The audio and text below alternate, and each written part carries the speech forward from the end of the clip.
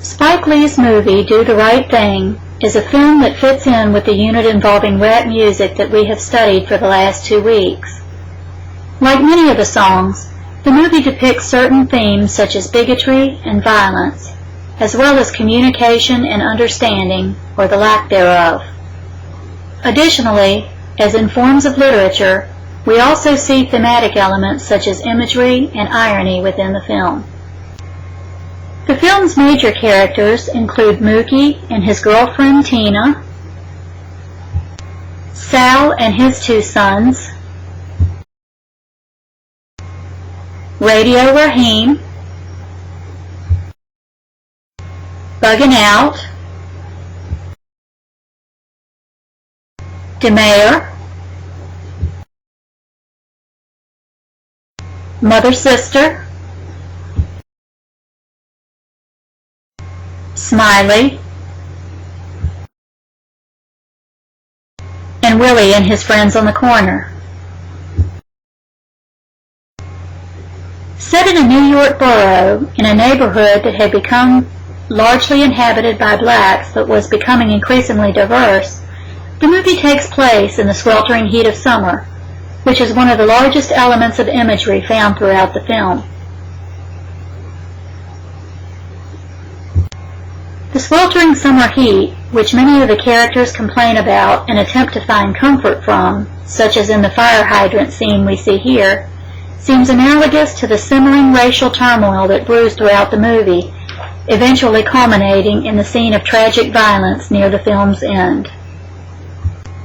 The theme of bigotry or prejudice is immensely prevalent throughout the movie, to the point of vulgarity, and it exists among nearly all groups represented. However, this theme served to illustrate just how volatile the neighborhood setting was becoming. Endless strings of racial epithets, judgments, and stereotypes are constantly hurled from one character or group to another, and almost no one is entirely innocent of these. From the white police officers warning the Italian man that the blacks in the neighborhood would pick his car clean if he did not quickly remove it from the street, to Buggin' Out and his friends harassing the white biker for accidentally running over his shoes and buying a home in the neighborhood, to the ethnic slurs that were thrown toward the Asian shop owners, the insults and tumultuous environment continued through to the violent finale. Neighbors such as Mother Sister were even judgmental over one another, for example, her contempt for DeMayor, who was seen as the town drunk. It was not until she witnessed him saving a young neighborhood boy that she began to make an effort to understand him and see the good in him. The largest portion of the movie, however, takes place in or near Sal's Pizzeria, which is a local restaurant that is owned by Sal and his 2 sons, who are of Italian heritage.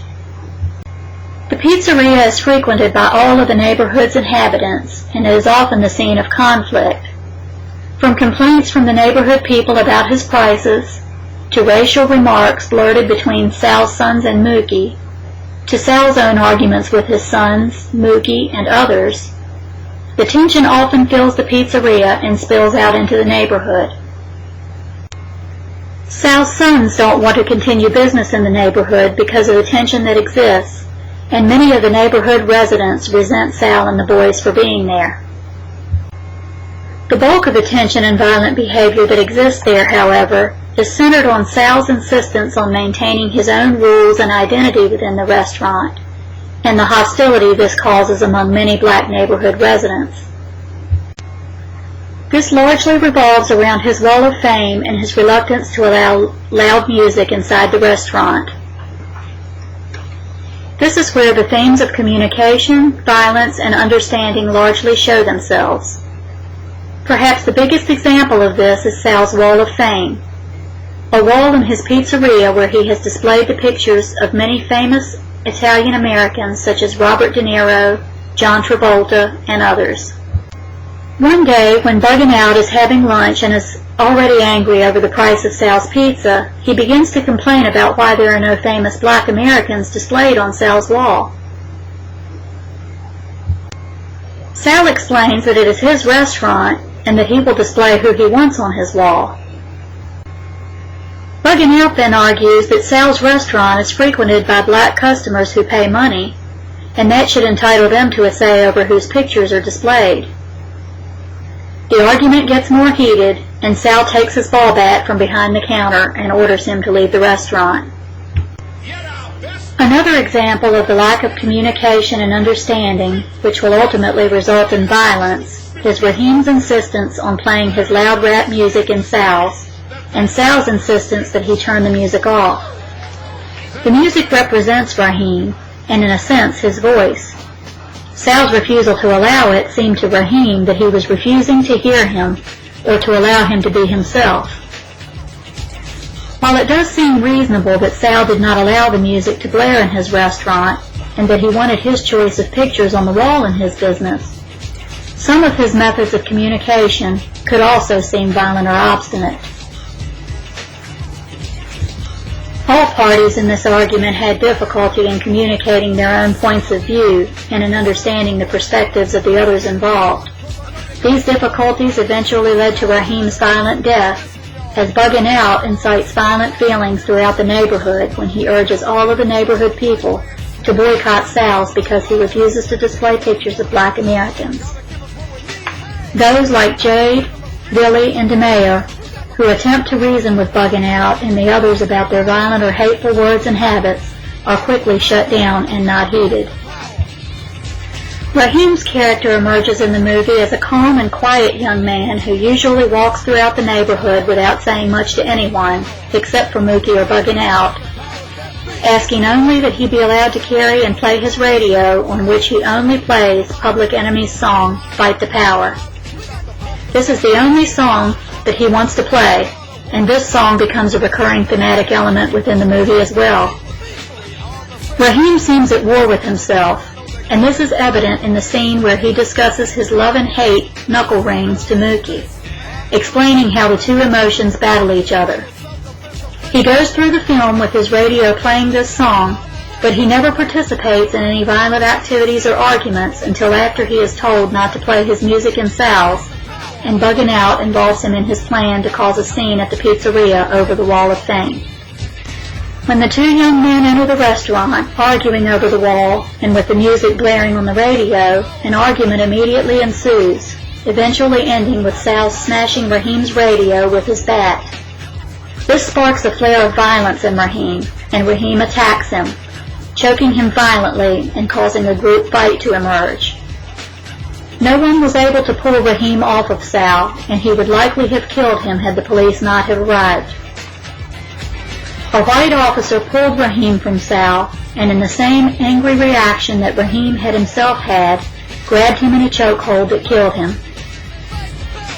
In the same way that Raheem had not responded to attempts to stop his angry attack, no pleadings with the officer stopped his either, and Raheem was killed, sending an angry reaction directed at Sal and his business, and the pizzeria was burned.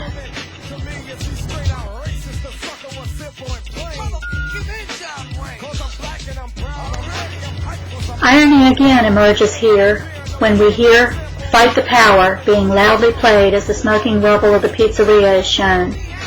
Raheem had attempted to fight who he perceived as the power, and he was the one who was killed. Ironically also, Smiley was seen placing his picture of Dr. King and Malcolm X on the burned Wall of Fame in the restaurant. In the final scenes of the movie, the themes of communication and understanding emerge again when we see DeMayer and mother-sister together, the only two who manage to keep the violence at bay, as the result of their willingness to communicate and understand each other, recognizing the good in each other, albeit through a gradual process. Further, in the last scene, the film's two main characters, Sal and Mookie, face each other out at the pizzeria, when Mookie demands his payment for the week and Sal confronts him about his involvement with the others in the fire. Mookie maintains that Sal shouldn't worry because he'll come out ahead with insurance money, at which time Sal becomes angry and tries to explain to Mookie about how the money is not the issue, but that the business that he built with his own hands was the important factor. The movie ends with the two men facing each other in a seeming plea for one to understand the other, each trying in his own way to communicate effectively with the other. The scene ends with Mookie getting his money and the promise of still having a job, but as he walks away and the DJ of the city's radio station talks of the night's incident, we wonder if anything will ever change. Do the Right Thing, although in film format, displays many of the thematic elements that we see in literature or hear in the songs we have studied. Themes such as bigotry, violence, the need for communication and understanding, as well as elements like irony and imagery, are also prevalent in this film.